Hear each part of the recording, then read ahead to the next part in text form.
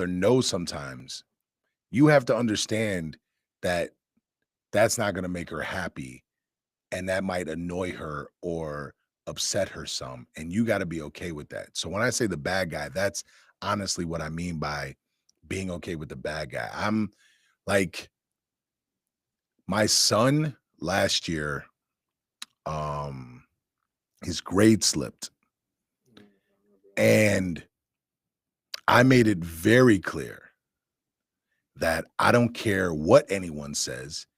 If this grade doesn't go up, or if he doesn't put the work in to get it up, he's not playing football next year. Now, his mother didn't like that. She told me that a psychologist she talked to said taking things away or threatened to take things away are the wrong things. And I'm like, maybe in your world, but being grown up, being a man, if you don't do the things necessary, you are going to lose certain things in your life. And I don't care if he gets a bad grade. I care that he busts his butt and puts in all the work. If he still gets a bad grade, we can work around that. That like there's tutors that can come in summer school, but right now he's not doing the work necessary and he's not getting it. So yeah, always effort.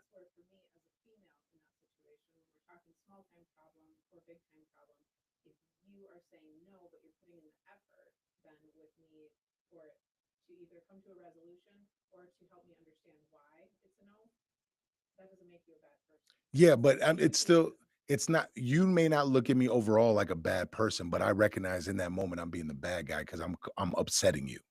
Because regardless, think about it this way. Your baby, your son, right? If you believe that taking something away from him was not going to work, was not the right course of action, right? But I'm telling you, this is what's happening. I do not care if you believe it's the right course of action. I've taken your feedback. Do not care. Do not care. This is what's happening. Like I this is exactly what's happening. No, there's no he's got to work. If he works, cool. Yeah. And sometimes as the man, but there was a resolution. The resolution is if he doesn't work, he's not playing football because he's not getting the grade up. That's a resolution. Two, or on top of that, I don't need whatever information you give me. I do not care because society tells me something different. Society says if you don't do these things necessary, you do not get you don't if you don't put if you don't give output, there's nothing else that's coming back in. And eventually it runs its course. You can skate by for only so long. You have to know how to put in the work. You have to know how to grind for the things that you want. If I allow that to skate because some psychologist says it's not good to take something away from him, then I'm setting up a system where he doesn't have to work hard. He can keep the things he wants, and he's going to go through life thinking that way. And that's going to make him a not pleasant person and not a very respectful person. What happened was he busted his butt, got his grade up, worked hard, and had to earn everything. And that made him want to play even more. That made him want to go after things more. And then now I'm looking at his grades. His grades are pretty good. He's still struggling in the same subject. However, he's he's working on it. He's working. He's not just slacking off. He's working on it. And it's like effort. Effort is everything. And so yes. Yeah. Yeah. And verbatim what he said, he's like, I need to get good grades. I need to lock in because I don't want to hear my dad's 40-minute lecture.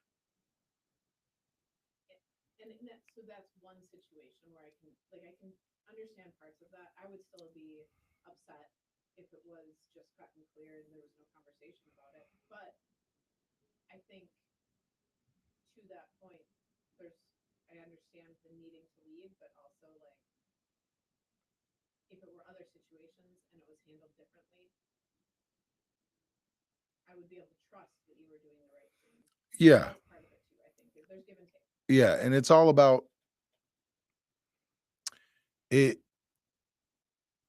On most things, I don't put my foot down. Most things I'll listen. I might say no, but I'll listen. But on certain things, it's like there's nothing else to talk about. This is what we're going with. And that's that's the that's the privilege of being a man in the relationship. Like you don't have to listen, you don't have to go forth, but I kind of know what it takes to be a man. Might want to trust me on how to raise a man. So it's one of those things. It's like this is where it's at, and I I come off harsh sometimes or brash if I'm like nah, and there's nothing else to talk about. I because I whatever you say to me is going to be a waste of breath and waste of time. It's going to make you feel better, and then it's just whether or not I want to make you feel better. If I don't care about like if I'm past your feelings on that, like I So don't. how do you get to a point where somebody's if she wanted you to hear her feelings on it, how would she change that? Um, I mean, she can say, "Hey, I understand that this isn't going to change your mind. I really just want to express my feelings to you. Can we talk about that?" Okay. I might. I'll probably make time for it just to keep peace because I understand at that point that I need to keep some kind of peace. If she came to you in that same sense, would you know that her intentions were good and that you would want to also respect what she had to say about it if it was I mean, I always assume the intentions are good. She's the mom. The intentions are always good. I never think she wants bad. right? The thing is like men and women live in two different worlds. I'm trying to raise him to be a great man. Mhm. Like you can't do that. Like you just can't do that. I've never been in a relationship where that's the case, so I guess for me it's different. That's why I ask those questions because I don't know how I would be if that was the case. So, um, Well, it also depends on if you're with them or not. Like this is my ex-wife. okay, So the the conversations can be a little bit different because of that. If I'm with someone, I might still put my foot down, but I'll have no choice but to be a little more open-minded to hear what they have to say that's where because that's where the I have to live with you. Like I have to lay next to you. Like I gotta I'm gonna yeah, like I that's where need I to was going hear with it. that. I'm like, how did you go home and not just be okay? The law. But sometimes I'm like that Yeah, on certain things, and it upsets my wife. She's like, "You're not even listening to what I have to say." I'm like, "This is what I want. This is what we're doing." Like, yeah, and that's what I mean by being the bad guy. But that at the same time, I've learned, hey, move to the left. I better move to the left. It's like, hey, do this. Okay, I'm gonna do this. And like, even when it comes to motivational speaking, or now we put out newsletters every week, and I used to just put out quotes, and now I've put out longer longer things, I guess you could say, that are on my mind. And for a while there, I'm like, why are you trying to get me to talk different? It's like, that's not how I talk. And then I took the time to listen to her a little bit more, and it changed things. And then mhm. I almost went too far because I would write out this thing, and then I would put it in chat GPT or something to have it edited and fix the grammar. And sometimes it would change it. And it wouldn't bother me because I still understand it. But she was like, you've lost some of the soul in it.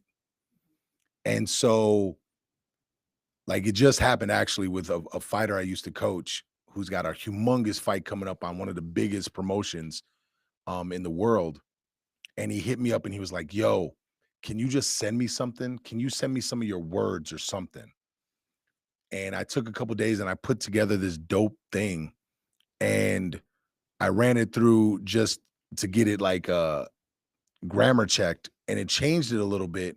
And I sent it to him and he was like, oh, this is exactly what I needed. And then uh I told my wife about it and she was like, yeah, it sounds cool, but what was the original? And then I read her the original and she was like, yeah, that's the one you should have sent. And I didn't believe her. And so like here, so I this is this is what got edited. This is the edited version I sent him. Now he did a dope psychedelic doctor monitored session where he discovered like he's meant to be a warrior type thing. So I sent this. I'm like, warriors, fighters, soldiers, they're all forged in the same fire. Powerful, disciplined, unbreakable. But a conqueror stands apart. He carries the stress, the humility, the ego, the hunger that never fades. Your bloodline was filled with warriors, but it ends with you because you were never meant to just fight battles. You were meant to own them. You were born to build empires, to make your name echo long after others fade. Every victory is proof of who you are and what you were built for. Look in the mirror, see it clearly. Conqueror, king, unstoppable. And he loved it. But she was like, you need to send him the original. So the original was this: warrior, fighter, soldier are all pretty much the same to me. Powerful, glorious, strong, determined, disciplined, and most of the time forgotten. Conquerors, though, have those same titles within them, but are so much more. Being a conqueror comes with stress, humility, ego, insecurities, insatiable hunger, responsibility, and a spirit that never lets them rest. You've seen your entire family line. Your blood was all warriors until your kids. That means you are the conqueror. You are the one who will give an empire to your kids that will carry them on for generations. You are destined to rip out souls and stand tall over others. The result of one battle doesn't matter because you are always looking for the next war to step into. It's time to look at yourself as who you are, conqueror and king. And he sends me a picture and he's in tears before he trains. I was like, well, damn, my wife was right. Shit. It comes off more from the heart. Yeah. Or from you. Yeah. specifically. And so like my whole point is like I have to start I've worked hard to start listening to her more. And trust yourself more. Uh yeah, I guess you could say that. Yeah. Shit, how long are we into this now? 20 minutes? 13. All right. No time like oh my goodness, what the hell? Oh no, I don't know. We should keep that. That's hustle and flow. It's like you need some. It's the scene where he's like, you need some ass when he's talking to old boy about his wife not being there. Oh man. Okay, that was cool. That was unexpected. Yeah, Terrence Howard, thank you for that. Welcome to You Control You podcast. What I'm grateful for this weekend. Well, I'm sorry, today. I don't know. Just God, family, kids, friends, all my students, everybody, basically.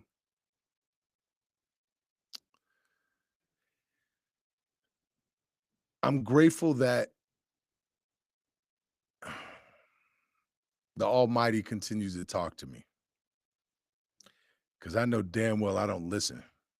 I'm hard headed, but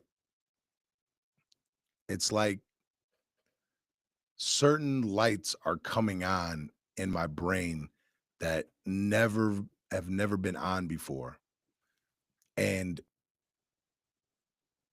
it's almost like a few years ago, I did this reboot of my brain and now and took in all these programs and all this information. And now things are starting to click and I'm actually starting to understand it more. So I'm grateful for that. I'm extremely grateful for that. And I'm realizing that it's really simple. You just have to apply this knowledge daily. So I'm grateful for that. Um yeah, I'm grateful for my fighter. She put on one hell of a show. She won. She We were fighting for a title this weekend. She won. Uh it was her first fight in 3 years, and yeah, it just she did everything that we worked on. Everything from top to bottom, and she dominated this other fighter. And it's weird because it's not weird, it's different because everybody is praising me. Her parents, like her mom was praising me and thanking me so much because she's so different. And it's I like it was already in her. Like I have like this girl was already successful before me. I've been working with her on and off for like 5 years, 5 to 7 years. It's like this girl is already really talented. All I did was remove certain roadblocks that she had placed there, and recommended some books, and we had some talks, and I get it. That's dope, but I don't know. I don't like taking credit for that because all I'm doing is helping someone be who they want to be. It's like if I over time they would discover this, right? Over time they would realize who they are. And but it was I mean, it's a dope process. Like it's weird. The commentators were like the way the commentators talked about our connection, it's like, I don't know. And the one thing it did let me know is that what my overall goal is when it comes to fighters is is real, and I need to find a way to make it happen. So a lot of times when Bree comes up here, because she drives from Illinois to come up here, and she it's like 2 hours to drive up and work with me. And then she usually, as of now, or for the past, I don't know, month and a half, she's been whatchamacallit, she's been staying at my house. And so it's allowed us to really, what's the word? Grow a better connection is probably the best way to say it. And because of that, it I think it showed everywhere else. So I was just like, well, man, I this is what I'm talking about. I want all my fighters, I want room and board for my fighters so we can be, for lack of a better word, closer. We can build a better connection. And like I have a dope connection with my fighters because I see them all the time. But I think it's different because sometimes she was ride to the gym with me. Um, she's working on things. We're having family dinners type of things. It Man, you know what it reminds me of? Mike Tyson and Cus D'Amato, where I can, because I have more time not in the gym, I can imprint more in the mind. And all I'm imprinting is how great she is and how amazing she is. And like all these things that she wants to do are possible, making her write out her goals and how we're going to accomplish them. from top to bottom, it's just, yeah, it lets me know that that's a good place to be headed with fighters. And so I want to be more hands-on with my fighters, even more than I already am. And it was really dope. Like Thursday night, we had 2 pounds to cut. She fights at 115. And um, it's funny because I did ask her the previous weekend, like, when do you do to get your period? Because I know how that affects women in weight cutting. And she's always underweight. But sure enough, it hit. And she was like, you jinxed it. It wasn't supposed to hit this week. And it hit. And of course, retained water. Now she can't lose the weight, but she's still training. So Thursday we had about a pound and a half, 2 pounds to cut. And she didn't get she worked and she couldn't get up here until like 6 or 7. By that time, I'm already teaching my class at Madison College. So then we don't even get to the gym until about 8:30, 8:45. And so we have a late night session, just us. And we're working and she's hitting pads and we're cutting this weight. And she just looked amazing.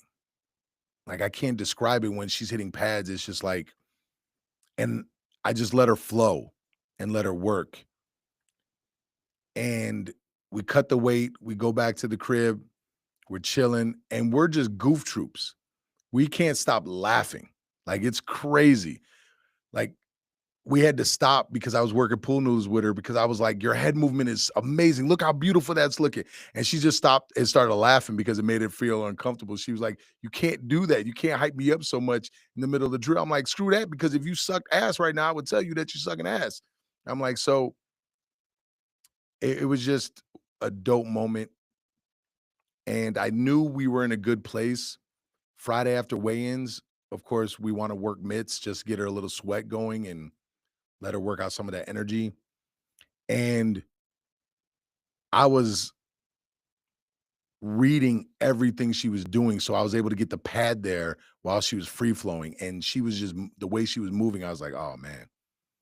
I'm like, "If you play your game just like this girl has nothing for you.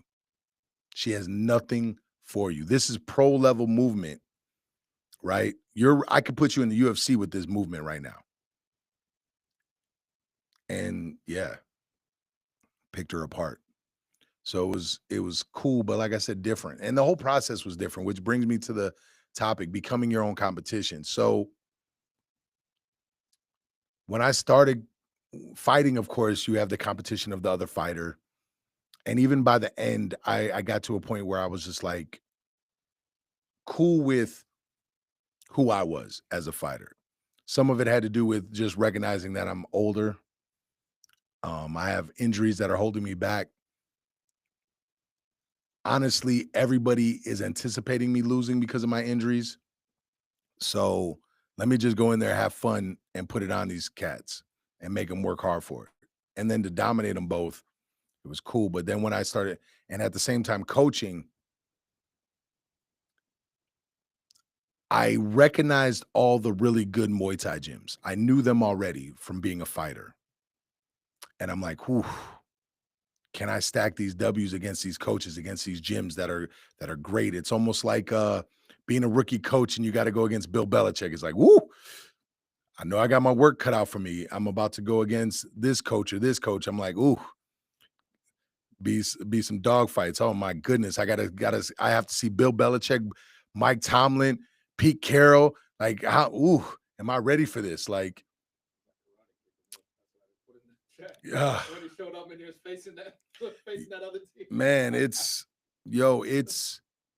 was intimidating sometimes. And then some of these gyms to go against, like I've been watching these coaches coach in the UFC. It's like, do I have what it takes? And this fight, though, and it's what I said at the beginning, where things seem to be clicking, where I'm applying the knowledge.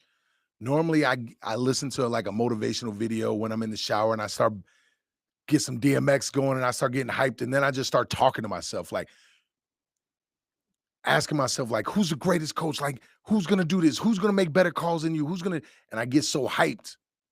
And then these switches flip. And I always think like, oh, I'm going into war mode now. And this entire process, it didn't feel like that. Like I started listening to a motivational video and it just didn't hit the same. And I was like, okay. And I just started talking. But I never once raised my voice and I never got hyped. And then I get out of the shower and I'm still talking to myself. I'm drying off. I'm talking to myself. And then I look in the mirror and I'm like, you're the greatest. You are the, how did I say it? I said, you are great. Or I said, you are a great coach. And I'm like, that doesn't feel right. And mind you, I'm talking this out loud. So if you're on the outside part of that door, you think I'm just batshit crazy. And then I looked at myself and I'm like, yep, there it is.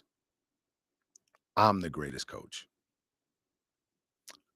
I'm a great coach. And it doesn't seem like much, right? But acknowledging that I am great, just like I tell my fighters to do that, just like I do for myself overall, but acknowledging that I am great at what I do was like life-changing in that moment. And it's the second time now that I'm going through this recently. Like I'm coaching fight after fight after fight right now. And it's like, whoa, I'm not worried about the other coach. I'm not worried about the other gym. I just need to go in there and do my job. Regardless of the result, right? I don't have to worry about it. My only competition is me. Can I be a better coach this time than I was last time? Can I make better calls? Can I make better in-cage or in-ring adjustments? Huh. Okay. Back to nothing external. Everything is within. Everything is internal. So the messages that I preach to my fighters, the messages I preach to my kids, it's like now I feel like I'm a doctor taking my own medicine. And it's mind-blowing. It's crazy.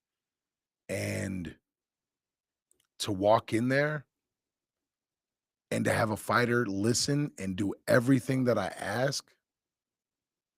Like I'm telling you, we were in such sync that the girl started fainting kicks. And I was like, yo, she's looking for upstairs. Keep your hand up.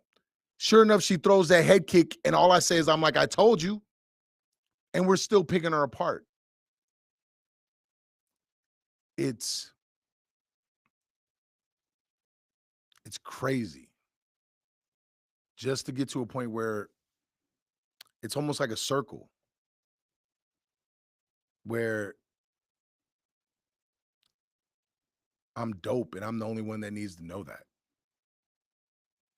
I don't need you to know that I'm dope. I don't need another coach to recognize that I'm dope. I don't need none of that. What I'm building is dope. And it might take me a year, 5 years, 10 years to reach all my goals, but that's the beauty of the journey. And it's enlightening. It's super dope. And it allows me to not rest on my wins. Like I was excited. We won.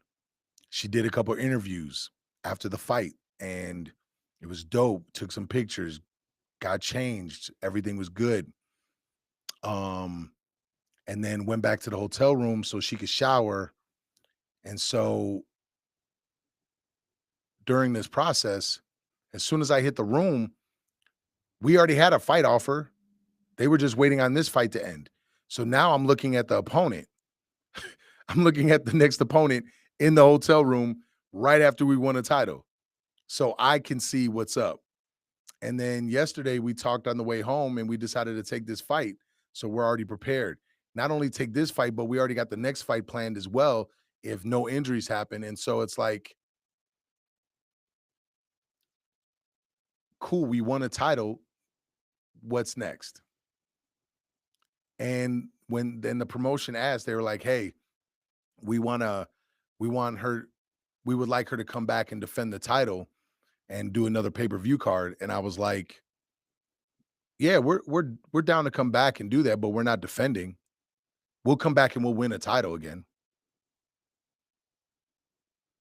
And just understanding my friend, like I was like, oh yeah, I like the way that sounded. Like, we're not defending champs. We're not defending any championship. We're coming in to win that championship a second time. And that's how I plan on treating everything. It's just a different way of looking at things, I guess. And it's but the biggest takeaway I got from this weekend is recognizing that I have no competition except for me. A message I preached to so many people.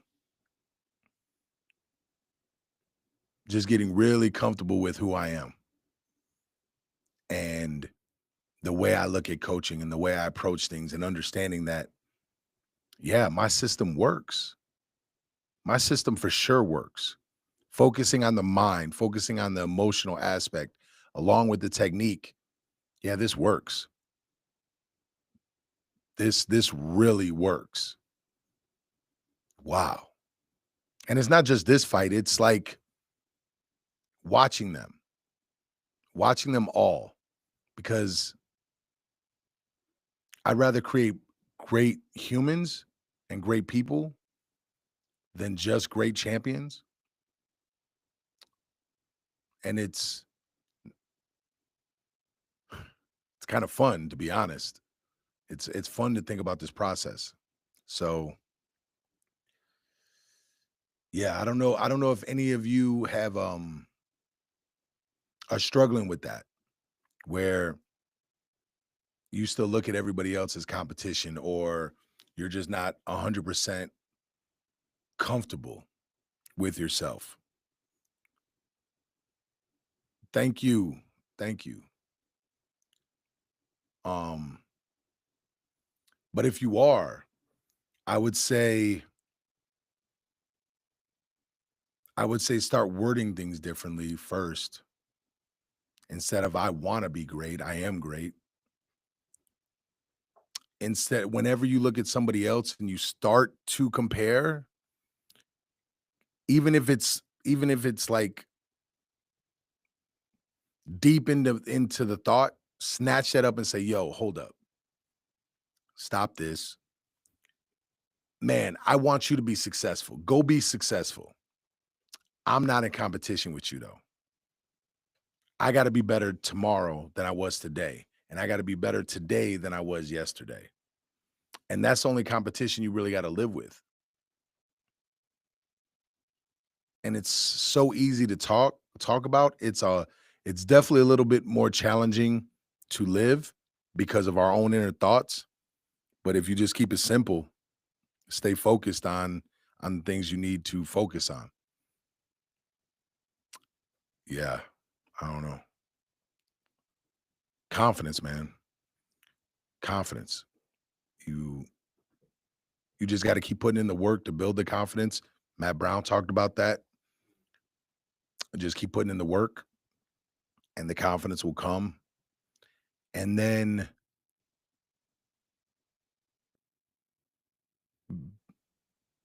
be honest about the work you've done. Be honest about it. Doesn't mean that you're going to stop working. And that's a big thing right there. Oh, I'm great, man. And then you don't work the same way. No, that doesn't work. That you'll fall flat on your face then. Like, I love the fact that I coach 7 days a week. I'm in the gym 7 days a week. We fought in Minnesota. I made that 4-hour drive back at 6 a.m. to make sure that I was back by the gym at 11 a.m. working my other group of fighters. It is what it is. It's the life. And to me, it's I call it the Mamba effect. If I'm doing this every day of the week, most of the time, multiple times a week, or I'm sorry, multiple times a day, you can't catch me. I am I am just going to keep putting in the time and the hours, and I am just going to lap many people. So the way I see things, the way I am doing things are just going to keep growing and keep getting better. So by this is my 7th year. My thought process in 7 years, I've done I've put in enough work to maybe total somewhere between 13 and 15 years. So by the time I reach year 15, right? The goal is that looks like my experience level is more 20 to 30 because I've just keep putting this time in and I keep mastering this craft. I keep fine tuning it. It's it's a dope feeling, that's for sure.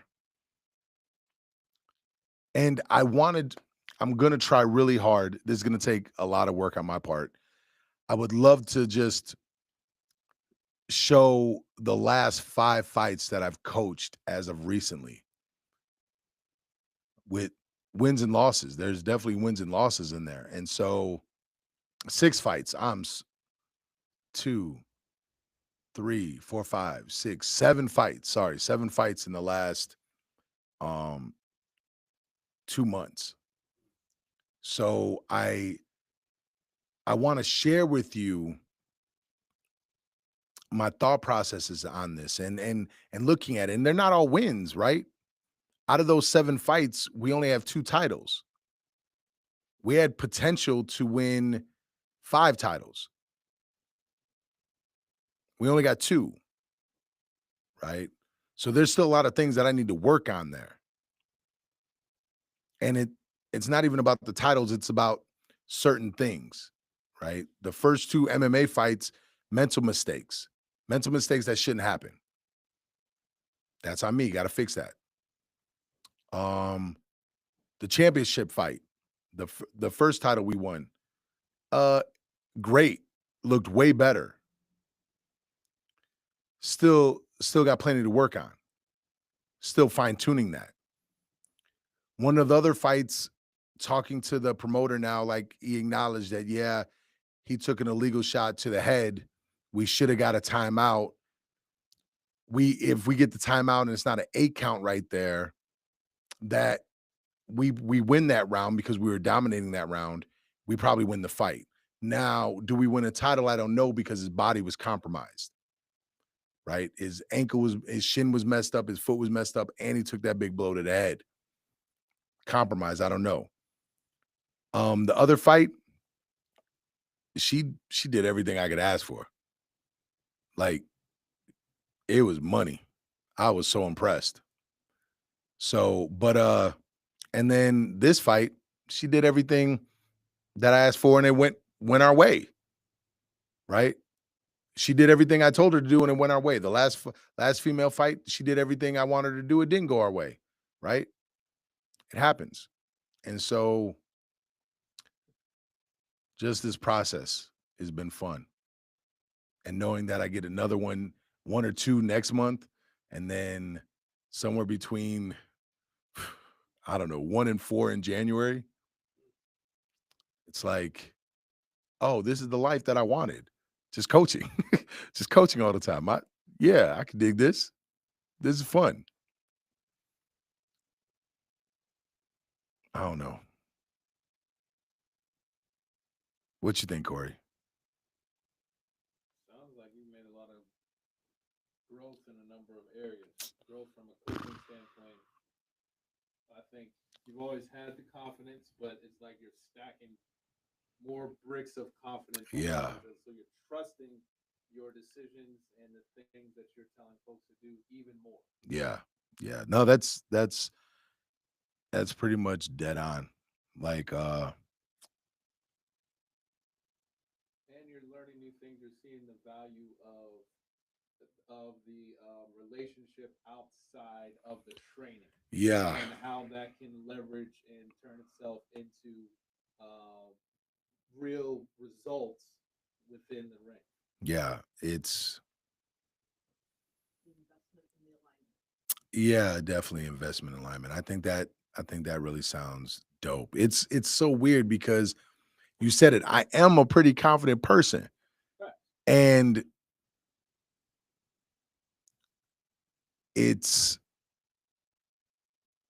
it's weird when I'm in front of the team, there's no doubt. There's never a doubt when I'm there in front of them. And the doubt is usually there when I'm alone. And that was the weird part. It felt like on Saturday,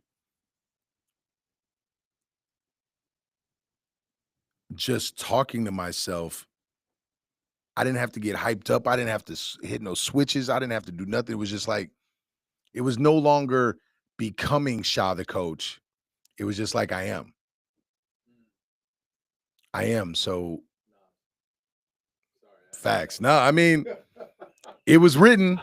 You know what I'm saying? Like, yeah, you like that. But it was it's still a weird feeling. It still sort of gives me goosebumps. Like I get a little chills. That's how I know I'm headed in the right direction. It's like I'm like it's such a weird, freeing feeling. And I was telling my wife that when I was younger, you like I definitely thought I was the man. And then I hit a stage where it's like I'm aware of more of my flaws. That's self awareness. Yeah. And once that started happening, it was like all these doubts creeped in. And it was like, what is this? Like, I want to go back to being blind, Joe. Like, I thought I could conquer the world and like my I was just Gucci. The world And became more complex and more self aware.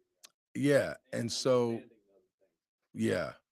And because and that's what I mean. It's like now the confidence is returning the same way it was before, but it feels quieter. It feels less hyped.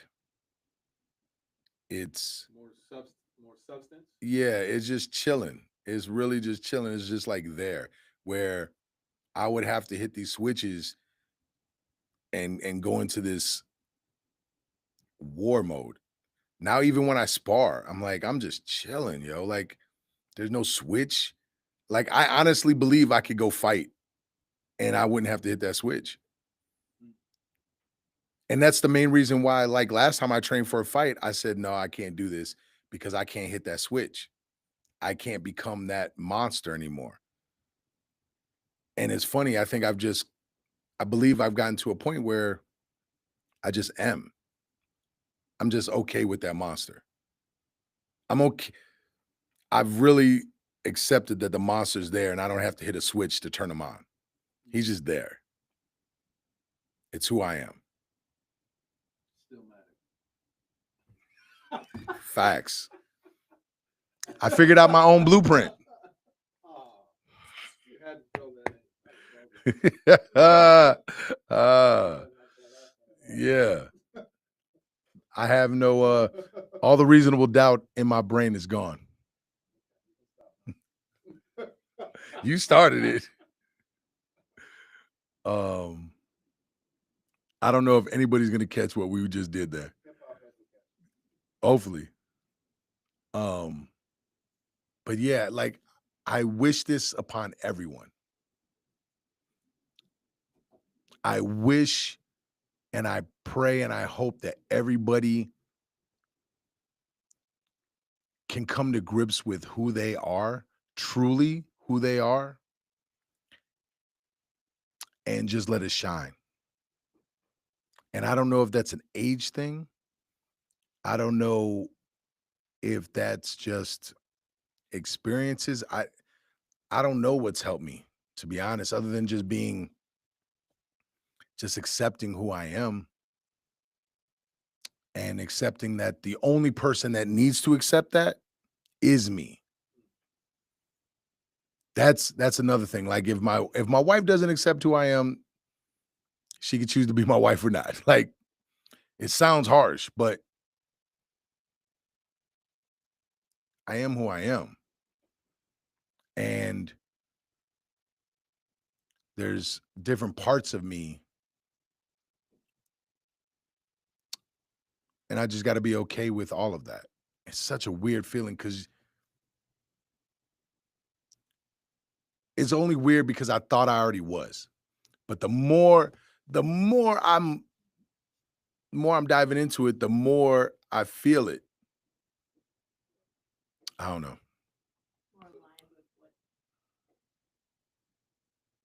what are you more aligned with? What do you feel more connected with? Do you feel like did you have imposter syndrome before? Nah, I didn't have imposter syndrome. The issue was, and I got something for it. I got the perfect thing right here, and it went out in my newsletter. Um, it was something I was struggling with that I've told other people, but I finally just came to grips with it. Everything good? Yeah, I'm looking for a chord. Oh, so I wrote this for the newsletter. The price of greatness. Mike Tyson once said, "The people who achieve greatness are rarely great people." That idea hits really hard. To be great at one thing often means giving up being great in other parts of life. If you want to be a great parent, you may not be great at your job. If you want to be a great athlete, you may not be a great spouse or friend.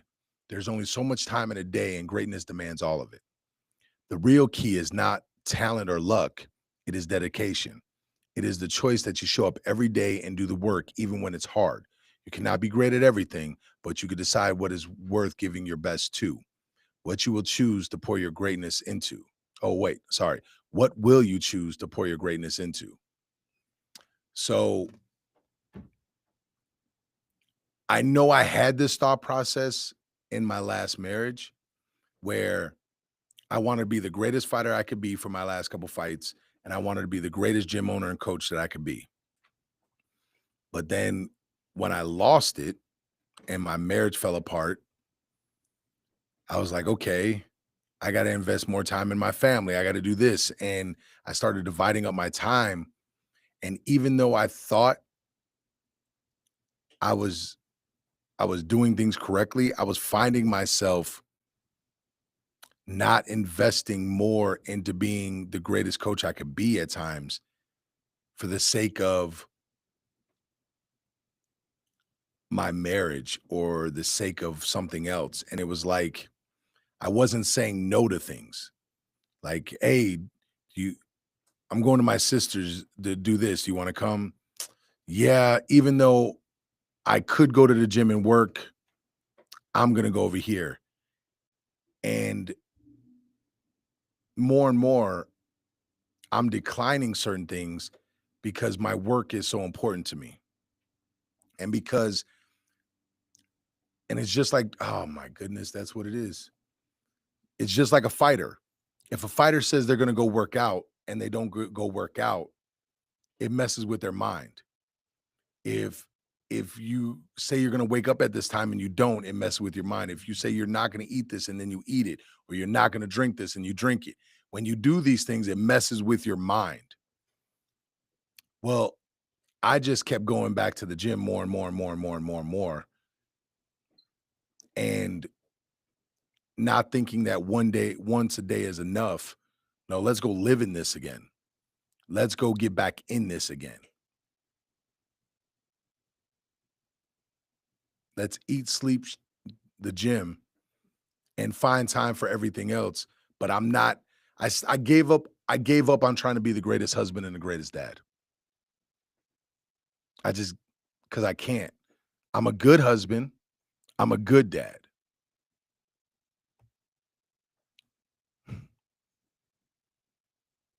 I'm allowing myself to be 100% me, which most people will never understand. Most people won't know what it's like to commit to something 100,000%. Rhythm that works for you. Yeah. It's why I love Kobe Bryant and Michael Jordan. Everyone says they were horrible teammates, but because all they did was they wanted to win. What are we doing it for? What are we doing this for? I want to win. My wins look different. My wins are help create better people and greater humans. I believe that's what I was put on this earth for.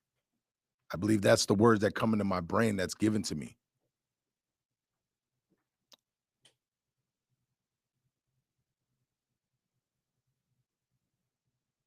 Mm, Do you believe that you were put here for that purpose? yeah. Yeah. I believe my whole life has been to be a teacher. Coach is just a teacher. Since I've been a kid, I've wanted to teach. If I didn't mess up everything and played football for Michigan State, I was gonna go for education as a degree. So I'm a great person and a great coach. I'm a good husband and a good dad. But thank you. I see what you're doing. Being good at something, I'm still above average. You can't even take a compliment. Nah, because it's not What's true. going on? It's not true. Like I can't. I see what they're saying. I mean, somebody, Robo Virgo said, "Yes, you are. You're a great person, great husband, great dad, great coach." And if I was a great dad, then I could pick my son up every day. I could practice with him every day. I could do these things every day because he is my life. To be great at something means you are investing all your time into this thing. You cannot be great at something without investing all your time. Period. You cannot. You could be okay at something, you could be good at something, but we can all say Kobe Bryant was great at basketball, correct? He was not a great father. He was a good father. When he was done playing, he became a great father because his life was dedicated to his kids way more. Michael Jordan, was he a great basketball player? I think we would all say yes. Also divorced. Kobe almost got a divorce. Mike Tyson, great boxer. To achieve that greatness, there was a downside to it. Sacrifices. And so to be great at something, it costs you a lot of time. That doesn't mean you have to be a bad father or a bad husband. I'm happy that I'm a good husband. I'm happy that I'm a good father. I'm happy that I've worked out my schedule. I can go to my kids' games and whatnot. I'm happy that we can play video games, that I make time for him. But like Thursday night is typically one of my nights with him. I took him to school Thursday. I had him just stay with his mom Thursday night because I knew I was going to have a late night session to help my fighter cut weight. And we were leaving early in the morning on Friday. That's the cost sometimes. And so it is what it is. So I understand what you're saying and I appreciate that, but I recognize I'm a great coach. And that's the life I chose. I am going to help teach as many people as I can. And I'm very blessed that my kids understand it.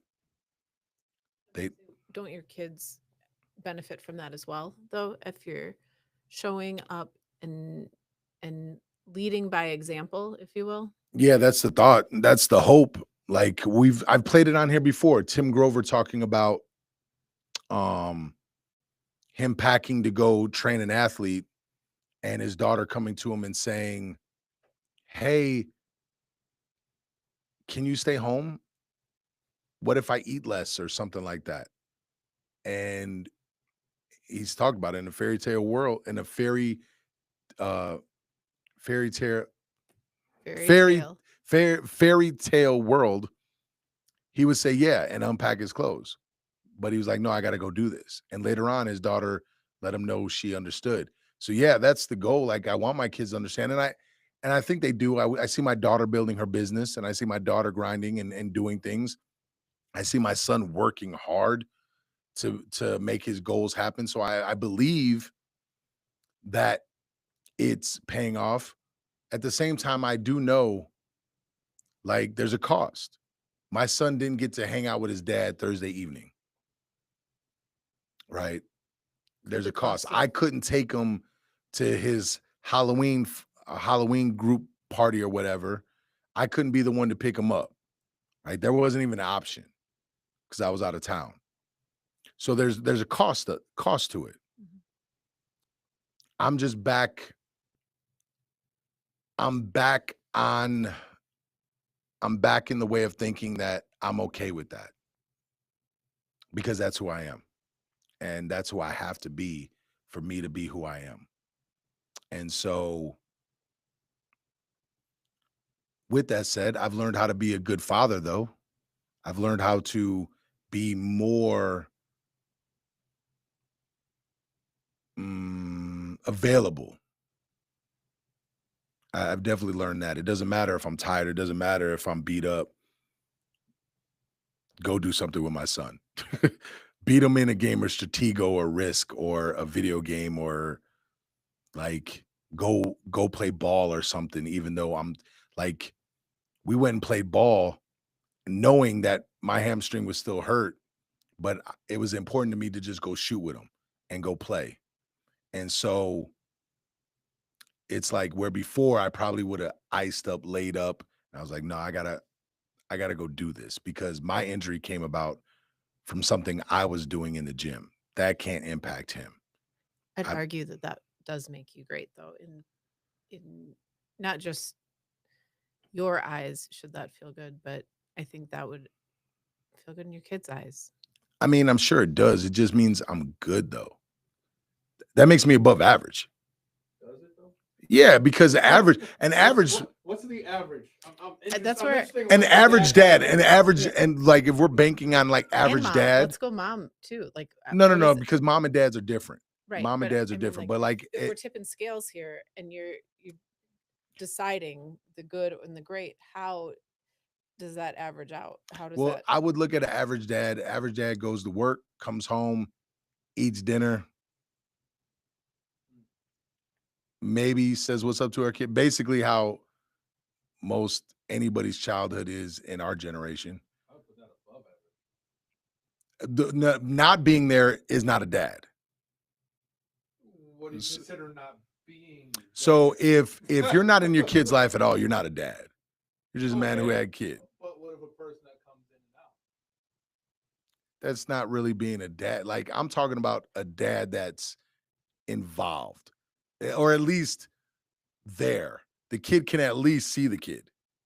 I'm sorry, the kid can at least see the dad or talk to him. Every day, the majority. He of could the talk to him week? anytime. Like he could talk to him in like I'm not talking about a deadbeat dad.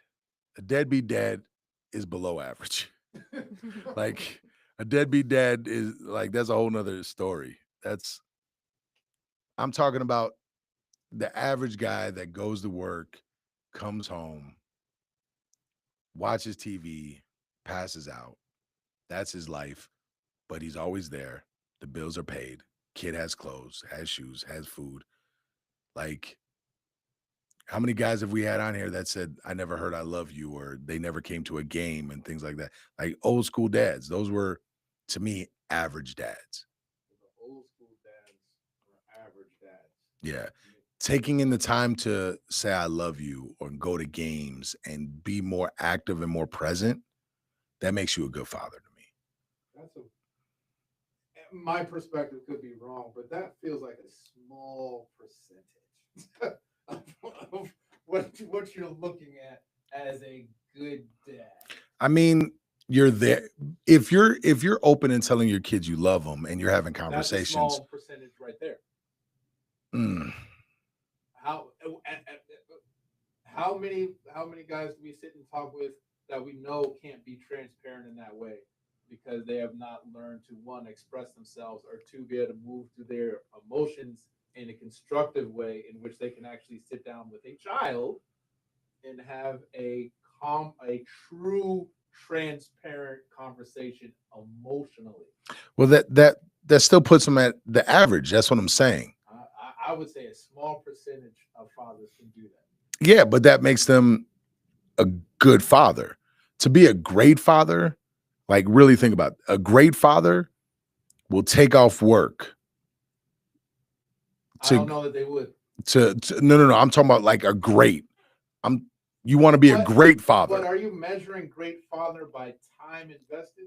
Because I know kids that are on some of my AAU teams where I see their dads all the time.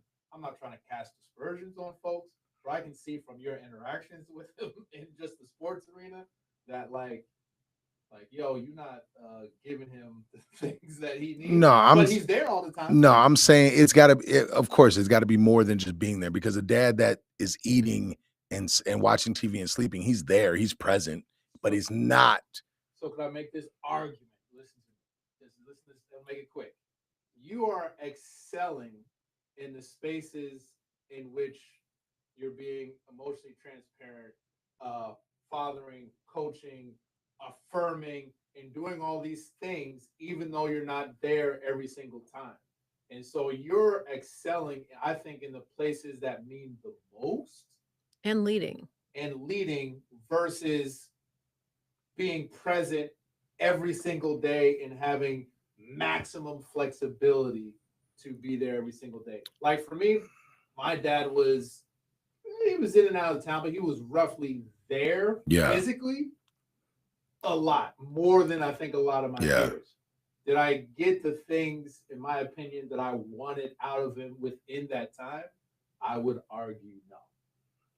And Yeah, so I would have rather had less time, less overall time, and more Meaningful. meaningful time yeah.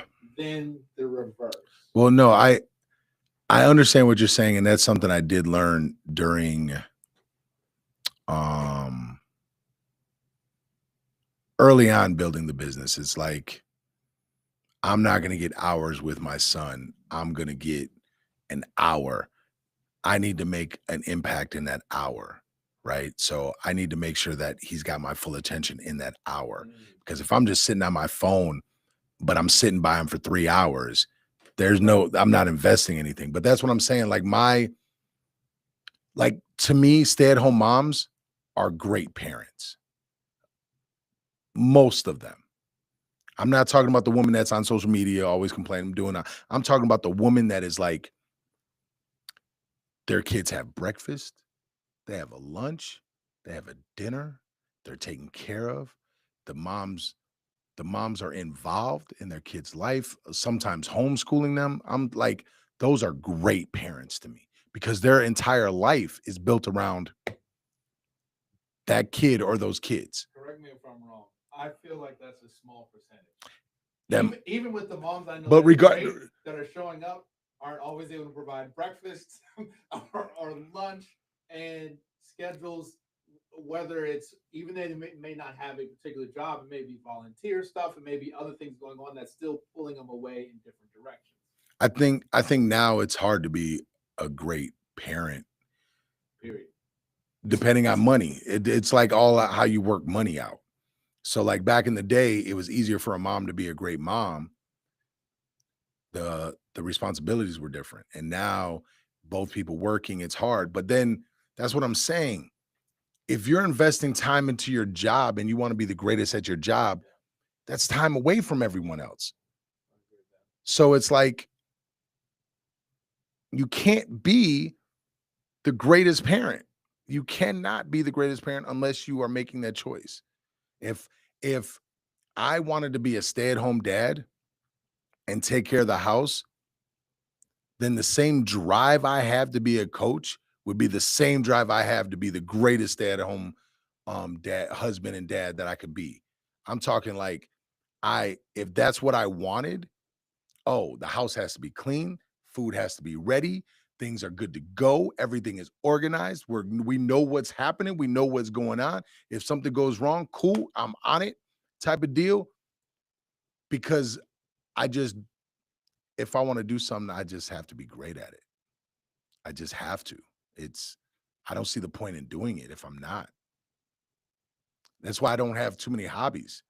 It's like every hobby I've ever picked up became a career because I wanted to be so great at it. Well, then now you're going to make me money because I'm investing time into it, right? I have to make money on this to make it worth my time. I would, the only other thing I would say is I would argue greatness is also perception. Yeah. What you're seeing as not being great may be great and amazing in somebody else's eyes. Now I can't speak for Isaiah, but it's obvious the bond that you guys have and how much he loves you is like it screams out to me when I see you two together. And so you, in his eyes, you may be fulfilling all of his needs, but in your mind, you feel like you're coming up short. And is that part? And can that be partially connected to some things in your past and your history that you may be trying to compensate for because of what you felt that you wanted or didn't get? I could see that. Because I think every child's different. Some Yeah. childs do need more hands Yeah. on, like all the time. And some people say, "Hey, I need you to feed me these things." Yeah. Then I'm good to go. Yeah. But the difference is if you knew your son needed that, you would do it. And that's what a great parent does. See, that's the thing. You adjust. And that is where I think you missed the mark on that in what your capabilities and abilities are. If your son needed that, would you? Here's the thing. If my son said, "Dad, I need you here on Saturday night," You would make it happen. no, I would have coached because that's my job. Okay. That's my job. Okay. Like if his life is on the line, then we're having a different conversation. But Dad, I need you to take me to Screaming Acres. It means that much to me. What if it was a game? Screaming Acres is one thing. What if it's a football game? And this. Hey. So I've had that conversation and we've been talking about that. I would probably still coach because I need my son to understand that when you're doing a job, that's your job. I don't expect him to miss a football game. If he's at the pro, I don't expect him to miss a football game for something to come do for me. I may need him. I may want him. Kid, this is your job. Do your job. Do your job. And that's what I mean. I am going to do my job because to me, that is a more important thing to have and to give him and to show him than to show up at that moment. I will watch, like, I watched a game when I was in Thailand on the phone because I couldn't make the game. I missed it. Actually, I coached. I was out of town coaching for one of his games this last year. I missed the game. Now, I was able to see video. I was able to do all this, and I talked to him before, and I talked to him after, and all that stuff. Now, varsity, I'm already working on my schedule so I can have Fridays free. But I also know weigh-ins are Friday night, fights are Saturday. Like, I can't control that. And this is the life I chose. So It's a little different going into it, knowing that, I guess, too. And from my perspective, all I'm saying is I bet if you asked either Yeah, They yeah. say, They say all the "I have time a they think great I'm a good dad." father. And Kiara gave me a dope compliment. She said she would want to raise her kids the way I raised her. So like I get it. I'm just older and I know, like I could see it. It's like if I wanted to invest the same time into them that I do into coaching, they'd be crazy. it would be it would be bananas. Whether they come out better kids, I don't know. That I don't know. Right. They might come out worse because I'm investing too much into them. I don't know. But Intentional parenting too is important. I think like you're setting that time aside. You're a parent that's in the trenches with them yeah, instead of on the sidelines. yeah. Like that's why I said I think I'm a good dad. I think I'm a above average dad. I think I'm much above average. I'm just It's the interesting how we each perceive greatness though. And I think that's where from the outside you have those self-doubts of am I great? And that's your honesty, that's your vulnerability to the subject, right?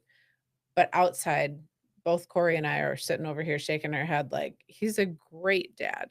We hear it in your voice. We can see it in your tone and inflection and how you speak of your children. Um, Not that that's not there for other things, but you are a great dad. And yeah. uh, And I appreciate that. I think what the funny thing is I consider myself a dad to everybody in my gym. I can see that. Like everybody that comes, everyone, especially my fighters. Every one of my fighters are my kids. Like so Bree's staying with me every single weekend for the past month and a half, whatever it was. She was just my daughter. Like I just have another daughter. And I treated her as such and told her the same things I would tell my kids. And it's how I do all my fighters. I just treat them like my kids. They get the same lessons, the same talking tos, the same lectures, the same speeches, the same jokes, the same like they're just all my kids. And so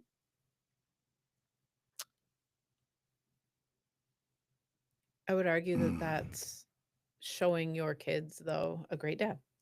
Somebody who has an open heart to accept and want to make other others better, others situations better, others to help take the load off of somebody else in certain ways or care for somebody in that manner. yeah. Like I get what you guys are saying with that. I understand it. I'm still just above And average. just that word great just takes so much. Are you willing to invest that time that it takes to be great at what you do? I wouldn't argue having made the impact. I would say it's less about time and more about impact. So, okay, is D Rose a great player to you? Derrick Rose, absolutely. Okay. To me, he changed how you can look at a point guard with his athleticism, like aggressiveness and strength, and he did it at such a young age. He's I one mean, of the youngest MVPs ever. Allen Iverson did that though. He Allen changed the game. Iverson He- did it, but did it in a different way. I thought Allen Iverson brought something different to the game culturally, Yeah. and for somebody at his size. But what So it's hard for me to Mm. compare those two. okay. Would you say would you say Derrick Rose, where do you rank him in point guards? Does he even make your top 10? He's definitely in my top 10. Is there he can't make top 5 though. Probably Shorter impact. shorter impact. Now, if he played, now imagine he did that for a decade. Okay, so let me put this back at you. LeBron and Jordan. Everyone says because LeBron's been able to do it sustained for so long that he deserves to be the GOAT. I look at it as Jordan in that 6 years or 7 years was at the top of this game and nobody could stop him. He dominated for a good 7 to 8 years. LeBron never. They're both dominated like great that. for two different reasons. Yeah. LeBron's great because he knows how to he's great at making teammates better. Yeah, but like that's what it comes down to. He's great at making teammates better. Yeah, but Period. Your results. That's the downside of it. That's the downside of it. If he wanted to be the greatest scorer and the greatest, if he went into it wanting to be more like Michael Jordan and Kobe Bryant, I think he He had would. the physical tools to do Yeah, it, he but would. he didn't have the mental. Yeah, that wasn't him. And you can have a different conversation where Kobe Bryant and Michael Jordan both had their dads, I was just and gonna how much of a male influence that, like, hey, you could be a dog, you can go get this, plus their moms. Yeah. So it's like they had both, and they went to college. Now they already had that dog mentality before that, but big difference in growing up in a single mom household and being also being looked at as the king of basketball. Like I still have his Sports Illustrated Yeah. when he's in high school. Like, so it's just slightly different. But because of his mentality of making teammates better, look at what he did with his friends. Yeah. Everybody Yeah, is a multimillionaire, if not more, because he was like, he knew how he was good at making everybody else better. Yeah, he was. Facts. You give LeBron like a Scottie Pippen type player.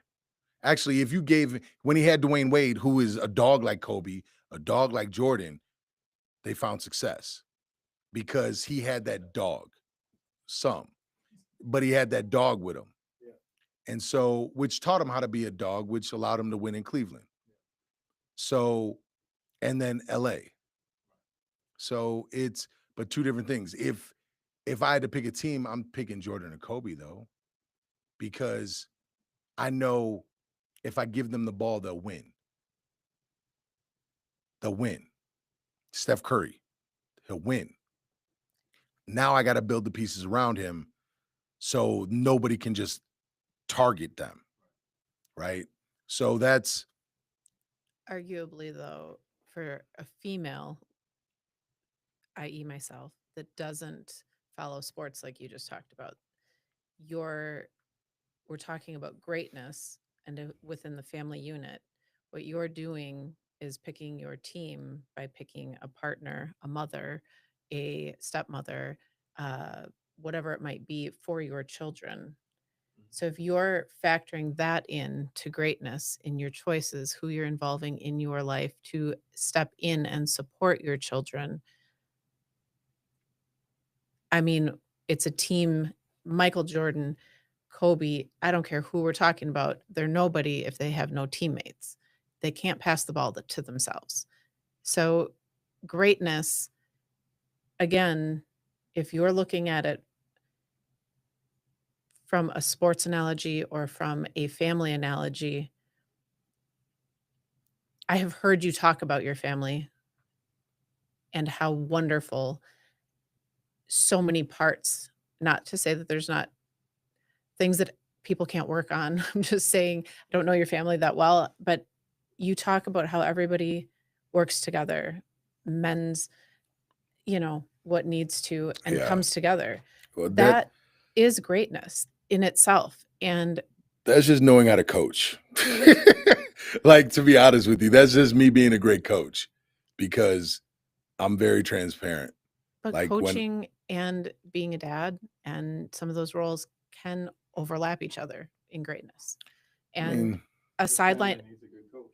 and a leader and somebody that knows how to pick the right people too. yeah, I don't know how, like, I still don't know how it's happened other than I think I'm just so upfront and honest that it causes problems, but also at the same time, Squashes them. yeah, it's like I don't lead with feelings too often. And so it's like, but even with my wife right now, I was just honest about things. And then when it was getting to a point where it was like, hey, like, if I'm working like this and doing this, I'm going to need help with transportation. I'm going to, like, this has got to be a teamwork thing. And honestly, I believe I picked my wife. I fell for her more because I knew she's the type of person, she understands if I got to work all the time. Doesn't mean she doesn't want me home. Doesn't mean I won't get a text like, "Hey, when are you coming home?" But it's go to work. It's like, don't not work. Because Don't. she's a teammate Yeah. and a family member. Kyrie. And I mean, everything she wants us to be she wants to be a stay-at-home wife. So everything the more successful I am, the closer she gets to that. And so I'm not arguing that I'm not a great person or something. It's just like I know the cost of being great. To be a great fighter, the cost is high. To be a great coach, the cost is high. And when you pay that cost, other places are missing out. Sure. And so, but damn, We're just over here being hype crew for you too. I appreciate that, yo. I appreciate it. We do see your heart and know where your intentions are, even if you can't be there. You know, Oh yeah, my son knows. Like Yeah. he knows that. And I always talk to him. I feel bad if I miss something, but like we have those conversations. He's like, "Dad, I get it." It's like, I get it.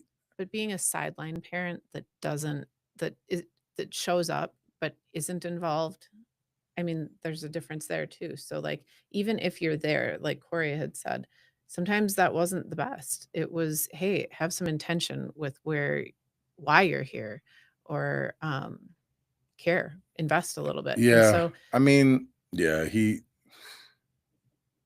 I watched a TikTok of you praying over your son before a football game.